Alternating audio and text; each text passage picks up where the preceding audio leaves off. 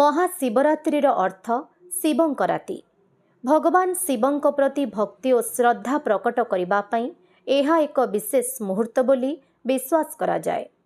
पौराणिक कथा अनुजाई फाल्गुन मास कृष्ण पक्ष चतुर्दशी तिथि रे भगवान शिव और देवी पार्वती विवाह होइथिला। तेणु महाशिवरात्रि दिन भगवान शिव और देवी पार्वती विवाह उपलक्षे महाशिवरात्रि उत्सव पालन करा जायथाए।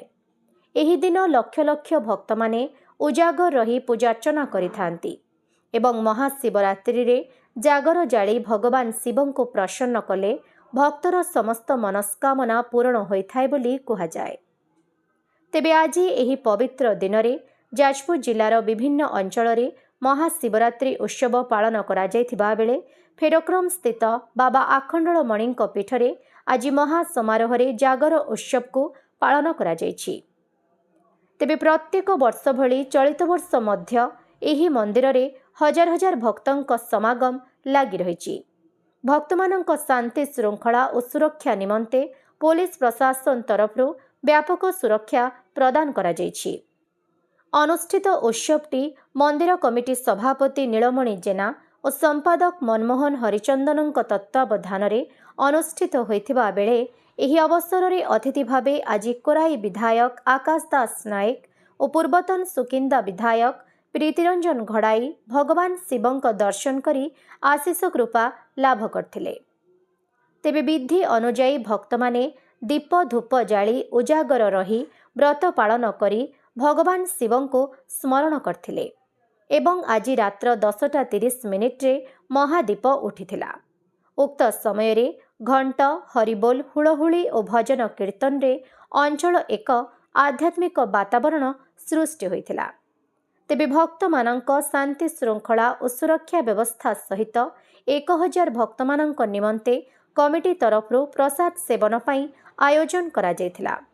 उत्सव रे मंदिर कमिटीर सदस्य मानक मध्यरे चैतन्य चरण विश्वाल, नकुल जेना, अमर विश्वाल, सारंग जेना, संतोष विश्वाल और गोकुलानंद जेना प्रमुख सदस्य माने उपस्थित रही कार्यक्रमटी को सफल करथिले। गोविंद चंद्र जेना जोड़ावर ये बहुत पुरातन अनुष्ठान 1986 मसीह आरंभ है। आमर सातगाणिया रंपासी जोड़ावर धवलगिरी ये आदिवासी मानू नहीं अनुष्ठान चलती बहुत शांति श्रृंखला चलती। पुलिस प्रशासन भी आमको सहयोग कर 3000-4000 लोकंर ये प्रसाद सेवन भी हुए महाआनंद लोक ये मेन कथा शांति श्रृंखला ये बजाय रुहे। मो ना श्री संग्राम केशरी पई घर जोड़ावर मु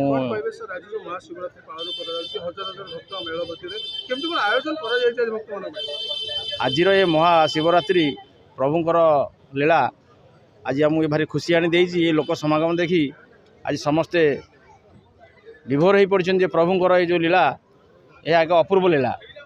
ये अनुष्ठान बहुत दिन धरी 1986 मसीह आज पर्यटन चालू रही एवं धीरे धीरे लोक संख्या एते प्रबल मात्रा बढ़ी चली बढ़िले भी सबु जिन सुरुखुर संपादन हो पारुछि।